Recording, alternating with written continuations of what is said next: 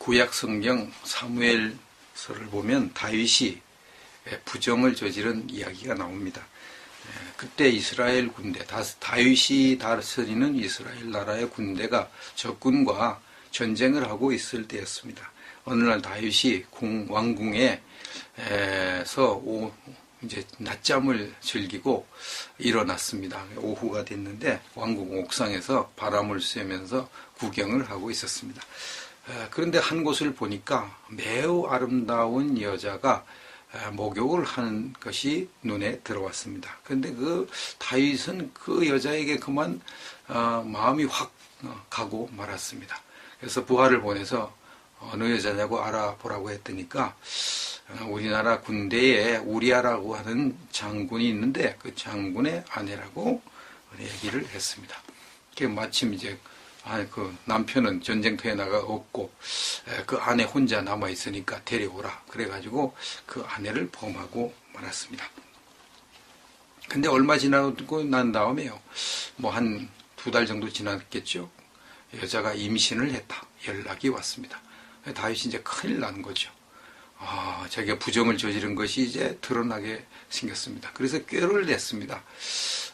그래서 이제 그 군사령관 요압에게 연락을 해가지고 우리아를 보내라 이렇게 했습니다. 우리아는 아무것도 모르고 왕에게 불려왔습니다. 그래서 왕이 우리아를 아주 성대하게 대접을 하고 술을 먹여서 이제 보냈습니다. 그럼 집에 가서 아내와 함께 잠자리를 하고 그러면은 자기의 아이가 우리아의 아이로 이제 둔갑이 되니까 그런 작전을 썼습니다. 근데 이 우리아가 얼마나 충성스러운 군인이었는지 자기 동료들은 지금 전쟁터에서 싸우는데 내가 어떻게 내 집에 가가지고 아내와 함께 잠자리를 할 수 있으냐. 그래가지고 못 가겠다. 그래가지고 왕궁에서 다른 신하들과 함께 잠을 잤습니다. 그 다음날 다윗이 그 사실을 알고 또 우리아를 부릅니다. 내가 이렇게 먼 곳에 갔다 고생하고 왔는데 집에 가서 좀 쉬어야 되지 않겠느냐. 그날도 술을 잔뜩 먹여놓고 술이 취하면 가겠지. 그러니까 술을 잔뜩 먹였는데 이 우리아가 군인 정신이 투철해가지고 술이 그렇게 취했는데도 집에 안 가고 또 부하들과 함께 잤습니다. 도저히 어떻게 자기의 죄를 감출 수가 없으니까 다윗이 이 우리아의 이제 편지 한 장을 써가지고 우리아 보고 요압에게 갖다 주라고 했습니다. 우리아는 그 편지를 보지도 않습니다. 얼마나 충직한 군인인지. 이제 왕의 명령이니까 또 충직한 군인은 안 보죠. 보지 않고 그걸 갖다 줬는데 그 편지에 뭐라고 했느냐. 이 우리아를 아주 맹렬한 싸움터에 보내가지고 적군에게 맞아 죽게 해라. 이렇게 편지에 썼습니다. 요압은 왕의 명령이니까 어쩔 수 없이 그대로 가장 강력한 부대가 있는 적군이 있는 그 성벽 밑으로 진격 명령을 내리는데 우리아는 뭐 명령이 떨어지니까 자기 목숨 아까워하지 않고 앞장서서 진격을 하다가 적군의 화살에 맞아서 전사를 했습니다. 그 사실을 다윗이 보고를 받고 그 다음에 안심하고 자기가 범한 그 우리아의 아내 바세바를 자기의 아내로 맞아들였습니다. 이것을 이제 자기 측근에 있는 사람들만 알고 아무도 몰랐죠. 아무도 다 속였습니다. 아주 완벽한 알리바이를 만들어서 속였습니다. 근데 그렇게 전 국민을 다 속였는데요. 하나님은 속지 않았습니다. 하나님은 전지전능하신 분이시니까 그것을 다 보고 계셨습니다. 그래서 하나님이 나단 선지자를 다윗에게 보냅니다. 그 나단 선지자가 가서 그냥 막 직설적으로 얘기하지 않고 예를 하나 듭니다. 어떤 마을에 양 100마리를 가진 부자가 살고 있습니다. 그런데 그 마을에 양 새끼 1마리를 가진 가난한 여인이 살고 있습니다. 근데 부자의 집에 손님이 왔습니다. 부자가 자기 양 100마리 아까워가지고 그 가난한 여인의 그 암양 새끼 1마리를 뺏어다가 손님 대접을 했습니다. 왕이시 어떻게 생각하십니까? 그러니까 왕이 펄쩍 뛰면서 다윗이 그놈은 죽을 놈이다. 어떻게 그런 못된 짓을 했느냐. 그 여인에게 4배를 갚아줘야 된다. 이렇게 펄펄 뛰면서 화를 내고 욕을 했습니다. 그러자 나단 선지자가 당신이 바로 그 사람입니다. 당신.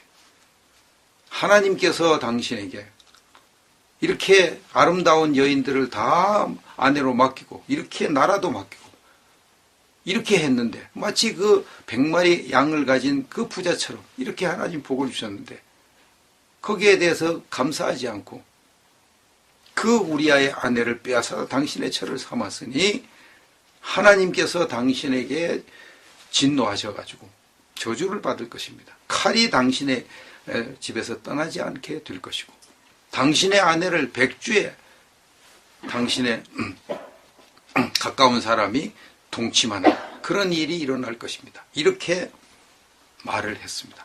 그러자 다윗이 즉시 하나님께 회개합니다. 내가 죄를 지었습니다. 그리고 그 회개하는 내용이 성경에 기록되어 있죠.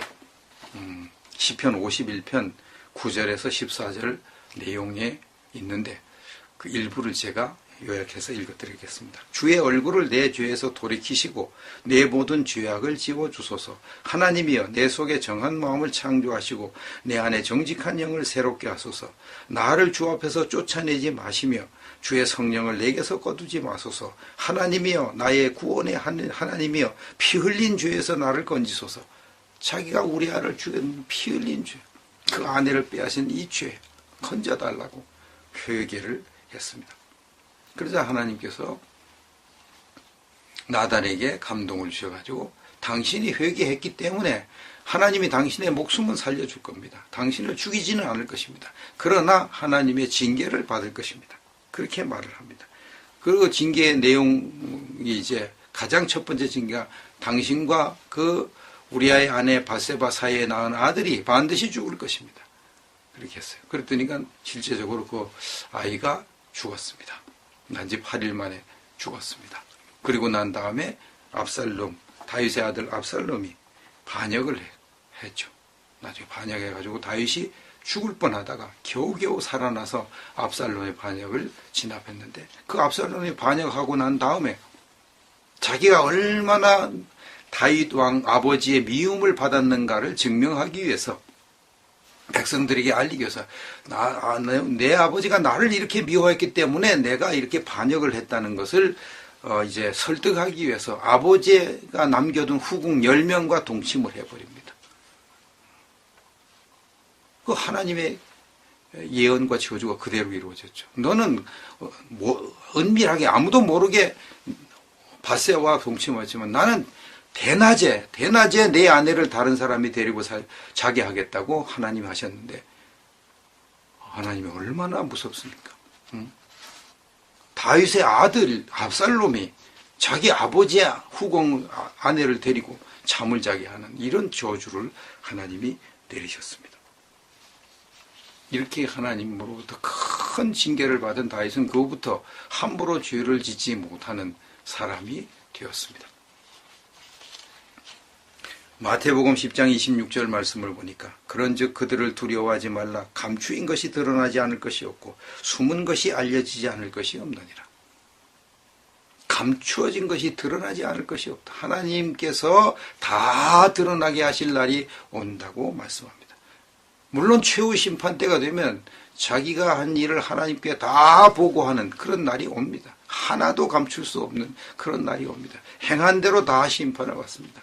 예수님을 믿지 않고 죽은 사람들은 자기가 행한 대로 심판을 받아서 형벌을 죄 지은 만큼 받습니다. 많이 죄를 지은 사람은 어마어마한 형벌을 받는 것이고 적게 죄를 지은 사람은 덜 형벌을 받는 것이고 예수는 안 믿었지만 착하게 산 사람, 비교적 착하게 산 사람은 형벌을 아주 적게 받을 것입니다. 예수 믿은 사람은 하나님 앞에 가서 그대로 다 보고해가지고 다 보고해서 행한 대로 상급을 받습니다.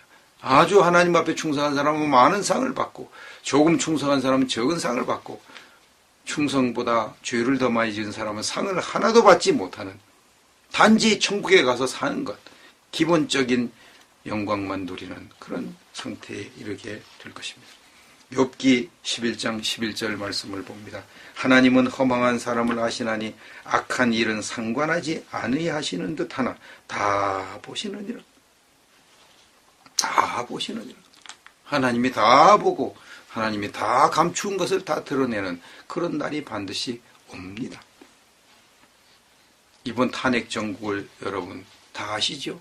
처음에 JTBC의 손석희가 최순실이 사용한 국정농단의 증거가 담겨져 있는 태블릿 PC를 발견했다고 거짓말 방송을 했습니다. 온 거의 99% 국민이 다 쏟고 저도 쏟고 다 쏟아서 대통령은 당장 하야해야 된다고 난리를 치고 저도 대통령 이 정도면 대통령은 하야해야 한다고 그렇게 말을 했습니다. 다 쏘갔습니다. 그거 정말 진실이다. 증거를 갖다가 들이댑니까? 그 태블릿 PC 안에는 국가 기밀이 다량 들어있으니까 거기에는 최순실이 국정을 농단한 증거가 들어있다고 얘기를 하니까 그 증거가 있는데 어떻게 그걸 반박을 하겠습니까? 근데 그 태블릿 PC의 그 주인이 최순실 것이 아니라는 것이 나중에 다 드러났잖아요. 그 주인이 김한수 것이라고 하는 게 다 드러났습니다. 그러니까 결국은 최순실이 국정농단한 증거가 없어져 버린 거죠. 그래서 그 태블릿 PC를 재판부에 증거로 제출도 못하는 거예요. 제출도. 왜냐하면 거짓말이니까. 거짓말이니까. 거짓말 할 때는 좋았죠. 그 거짓말을 가지고 온 언론들이 다 떠들어대고 당장 대통령 하야하라 탄핵하라 난리 쳐가지고 심지어 촛불 시위대가 국회까지 쳐들어가서 국회의원들을 겁박을 해가지고 이 어리석은 국회의원들이 사실관계를 알아보지도 않고 의심만 가지고 대통령을 탄핵 소추해버리는 이런 만행을 저질렀습니다.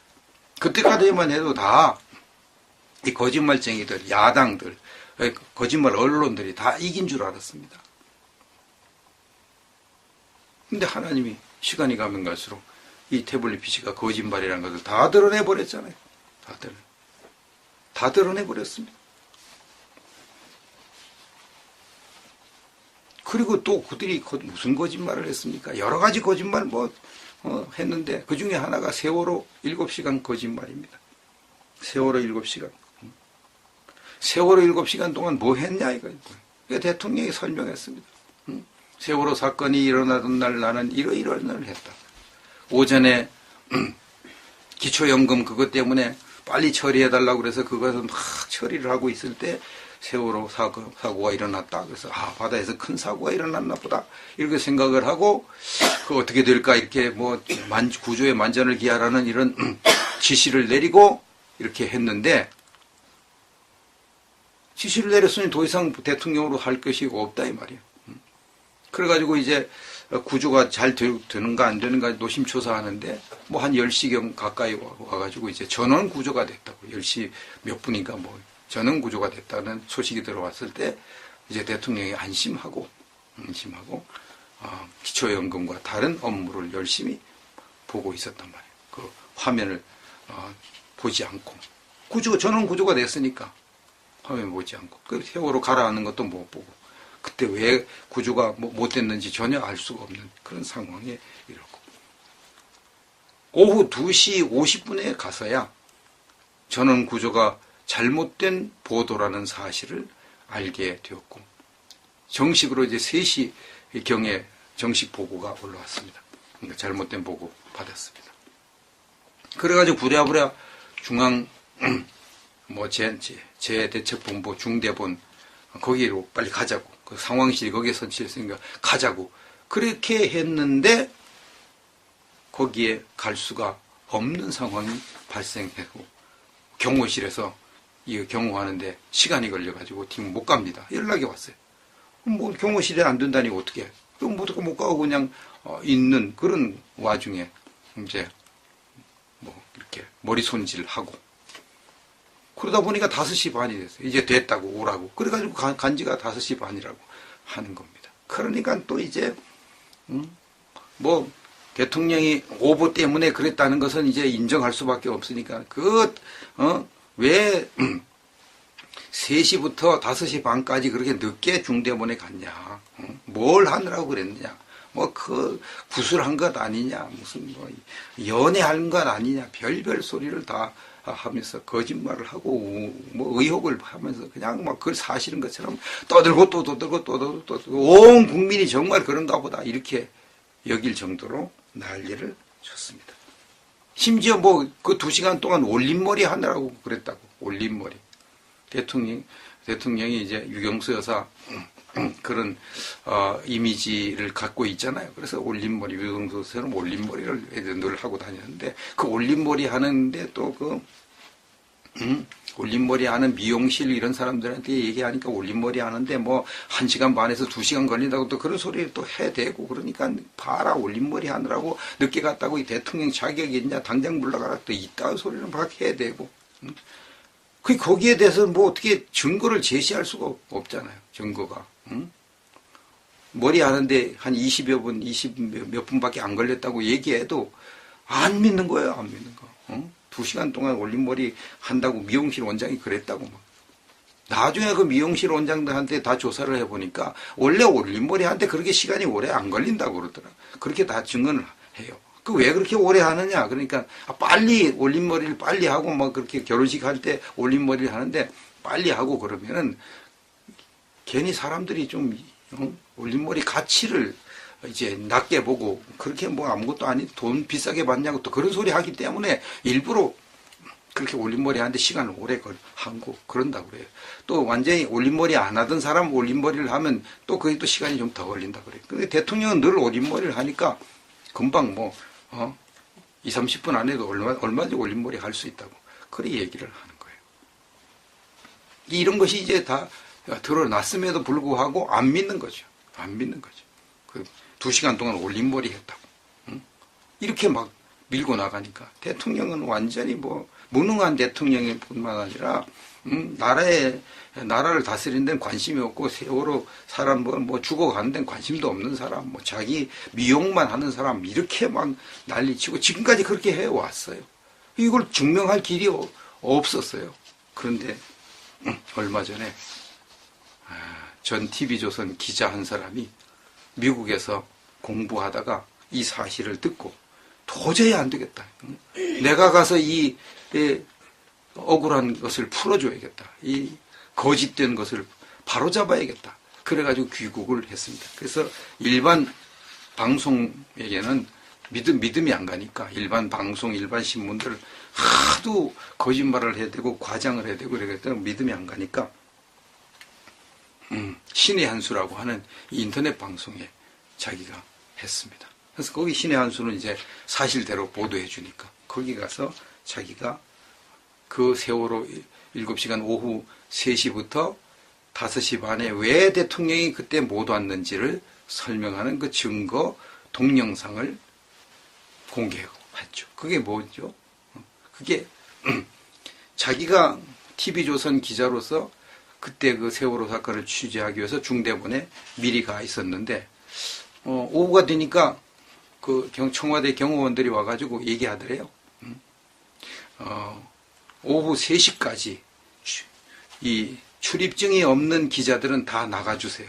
이 말은 이제 출입증을 가진 기자들, 청와대에서 정식으로 허가한 기자들 외에는 나가라는 거예요. 그 말은 대통령이 이제 온다는 거예요. 오후 3시경에 대통령이 오니까. 대통령이 오면 아무나 취재를 못 하잖아요. 거기에 간첩이 있을 수도 있고 위해자가 있을 수도 있는데 안 되잖아요. 그래서 출입증, 정식 허가를 받은 출입증 가진 기자들만 남고 나머지는 다 나가달라고. 그렇게 2시간 정도에 다 비워달라고 얘기를 해요. 그래서 그것이 3시예요. 그래서 이제 감을 잡아 3시쯤 이제 대통령이 오겠구나. 거기 청와대하고 중대본 가까우니까 차 타고 오면 금방 몇 분 만에 한 5분 만에 온다 그래요. 그러니까 그 대통령은 이제 이게 오보다 하는 사실을 이제 방송을 통해서 50분에 알고 정식 보고는 한 3시경에 오보 전원 구조가 오보라는 것을 알고 당장 중대본으로 가자고 해서 당장 가려고 준비를 딱 해서 이제 그렇게 가려고 딱 했는데 그 이전부터 뭐, 한튼 중대본은 가봐야 되니까 막 이렇게 준비하고 딱 그렇게 했는데 그것이 어떻게 된 셈인지 누설이 됐는지 그 3시경에 이 TV조선 기자가 휴게실, 2층에 있는 휴게실로 가다가 밑을 이렇게 내려다 보니까 중대본 정문에 웬 승용차가 하나 돌진해 있다는 거예요. 돌진해. 그리고 레카차가 와 있고, 그리고 자기도 기자니까 얼른 핸드폰을 꺼내가서 그 다 동영상으로 찍어놨어요. 거기 보니까 청와대 경호원들이 있고, 뭐 경찰이 와 있고, 사람들이 우글우글 거리고, 또 그 중대본 경비하는 사람도 있고, 막 왔다 갔다 하고, 뭐 소란스러워요. 뭐 사고가 날 거예요. 이렇게 딱 하고 보니까 어떤 차가 중대본 정문으로 돌진을 해버린 거예요. 그건 이제 막 레카차도 온 걸 보니까 벌써 3시 이전에 그런 사고가 일어나 있는 거예요. 그 수습하고 뭐 이래 막 처리하고 하느라고 정신이 없는 거예요. 그 시간에 대통령이 올 시간인데 그런 일이 있으니까 대통령의 동선이 노출됐다는 거 아닙니까? 그럴 가능성이 있잖아요. 그러니 대통령이 못 오는 거예요. 경호원들이 지금 오면 안 됩니다. 기다리십시오. 이 경비 때문에 기다리십시오. 그 사고 수습하는데 2시간이 걸린 거예요. 2시간. 그 조사하고 다 해야 되잖아요. 왜 그 중대본으로 돌진했는지 해야 되잖아요. 더군다나 그 차가 나온 지 20년이 넘은 소나타 2 차, 완전히 고물차. 그냥 들이받고 깨져도 아무런 아깝지 않은 그런 차를 거기다 청와대 중대본으로 돌진해 버렸다 이 말이죠. 그러니까 얼마나 의심스러워요. 그래서 이 기자가 김영진 기자인데 그 동영상 찍어가지고 TV조선에 보냈습니다. 이거 방송하라고. 근데 방송을 안 하는 거예요. 안 하는 겁니다. 그 나중에 알아보니까 아예 방송할 생각도 없는 겁니다. 방송할 생각도 없어요. 왜냐하면 그때는 이미 대통령이 늦게 중대본에 간 것 때문에 방송에서 막 떠들어대고 있을 때, 대통령을 막 이제 몰아가고 있을 때, 일처리 잘못했다고 막 야당에서 떠들고 있을 그런 때 방송을 안 하는 거. 그래서 다른 방송에 얘기했다고 그래. 자기가 이 동영상 보내고 좀 보도 좀 해달라고. 이 기자가 자기 TV조선에 보도 안 해주니까 다른 데서 이거 보도해. 이래가지고 이게 알려져야 이 대통령이 늦게 온 게 알려진 거 사실인데 다른 데도 아무도 방송을 안 한다. 그리고 심지어 방송 관계자들이 말해야 돼. 당신 조심하라고. 이거 함부로 하다 큰일 난다고.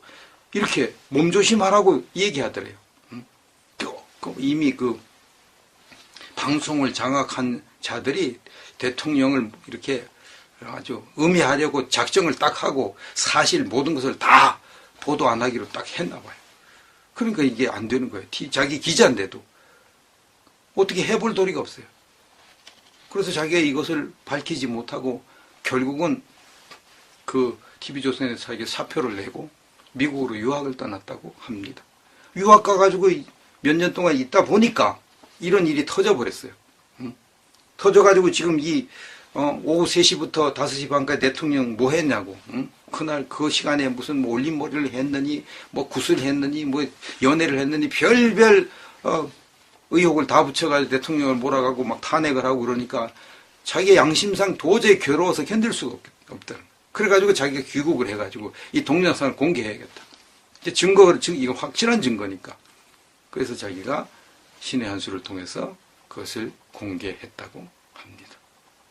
이제 세월호 7시간 동안 대통령이 잘못한 것이 하나도 없는 것이 다 증명이 됐죠.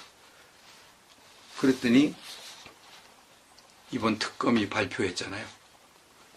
공식 발표했습니다. 세월호 7시간 동안 유의미한 증거를 찾지 못했다. 이렇게.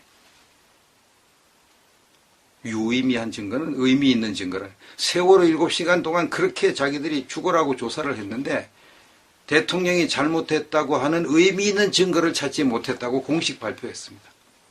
공식 발표. 오히려 증거를 찾지 못할 뿐만 아니라 대통령이 세월호 7시간 동안 얼마나 나라를 위해 열심히 일했는가 그게 증명되고 말았죠. 그 파헤치는 바람에. 이것이 세월호 7시간입니다. 근데 이 세월호 7시간을 가지고 대통령 탄핵을 하겠다고 지금 하는 거죠.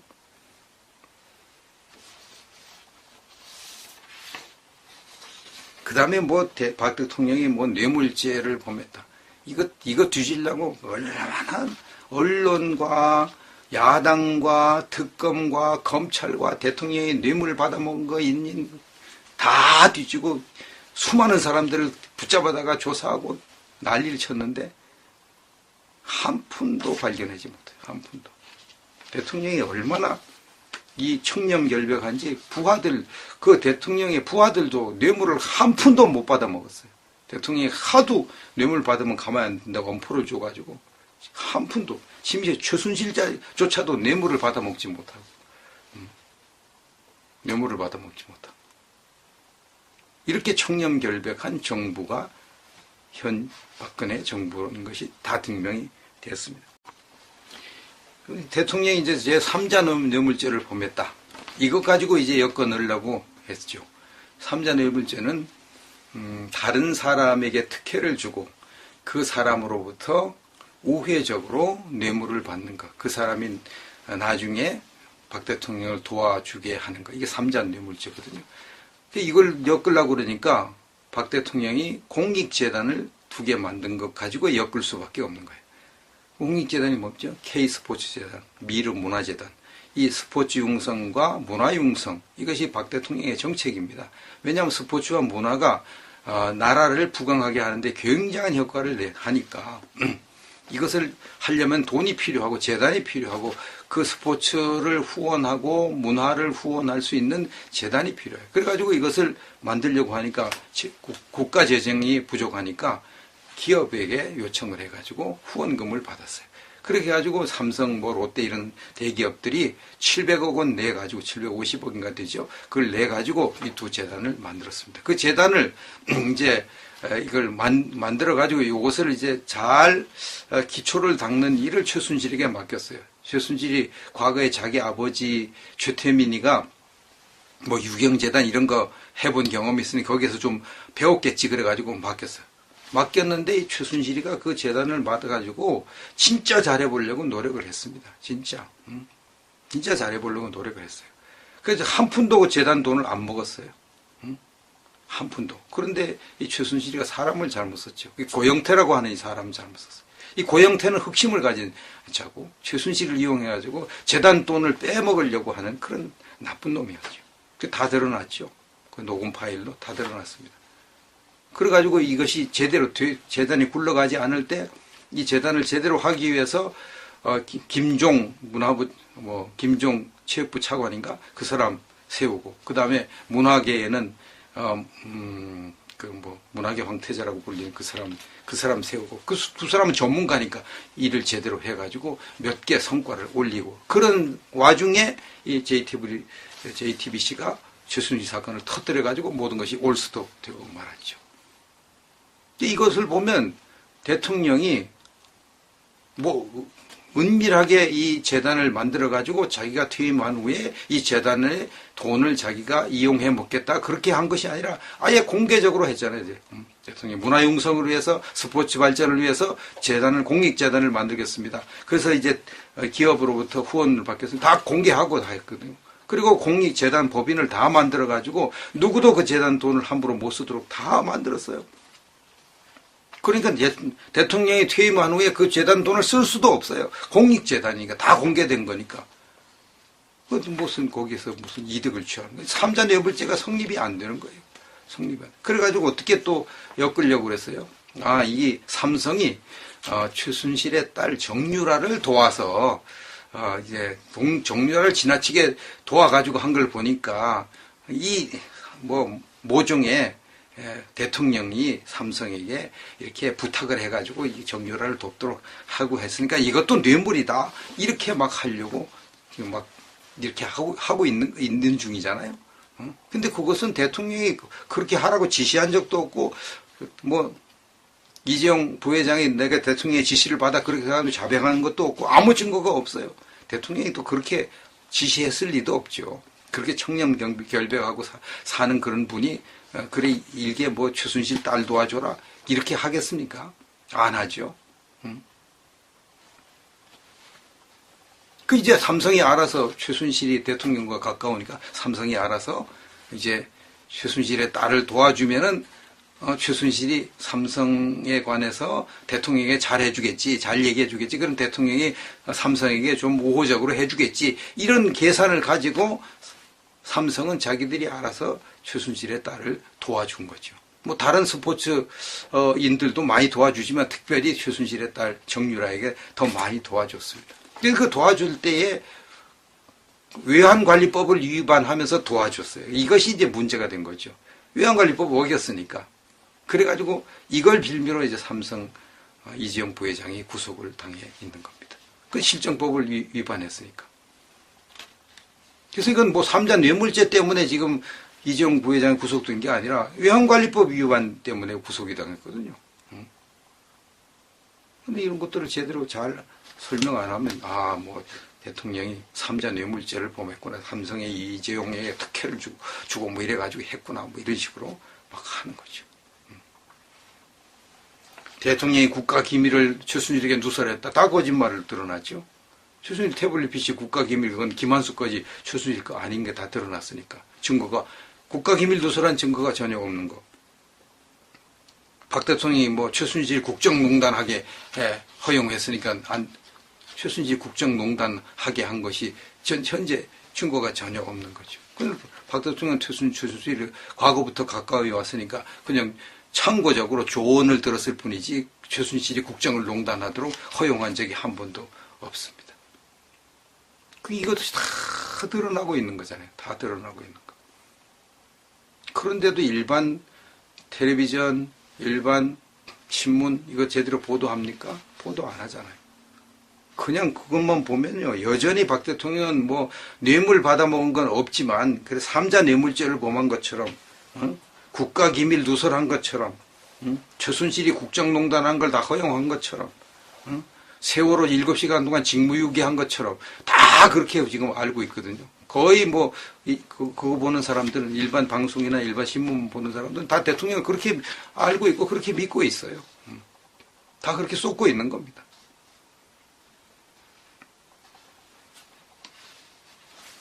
그러니까 이게 얼마나 거짓말에 쏟고 있는 국민들 많은지, 얼마나 답답한 일입니까?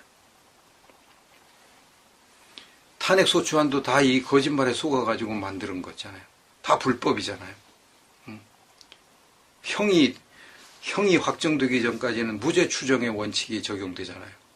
형이 확정되기 전. 대통령의 형이 확정되기 아무것도 없잖아요. 대통령은 재판받은 적도 없으니까. 아무것도 없습니다. 아무것도 없는, 지금 대통령은 무죄죠. 무죄 상태이죠. 의혹만 있지 형은 확정된 게 아무것도. 1심도 2심도 대부분 아무것도 판결한 것이 없잖아요. 무죄죠. 무죄인 대통령을 탄핵한다. 헌법재판소가 만약 탄핵 인용을 하면은 헌법재판관들은 완전히 이건 대한민국 법을 다 무시하는 그런 불법을 저지르는 거죠. 이런 헌법재판소가 뭔 필요가 있겠느냐 하는 소리가 나올 수밖에 없는 입장입니다. 이런 상황에서 헌법재판관들이 대통령 탄핵을 인용한다? 그러면은 억지로 법을 꽤 맞춰가지고 대통령을 죄인으로 만드는 그런 죄를 짓게 될 것이고, 이것은 역사의 죄인으로 남게 될 것입니다.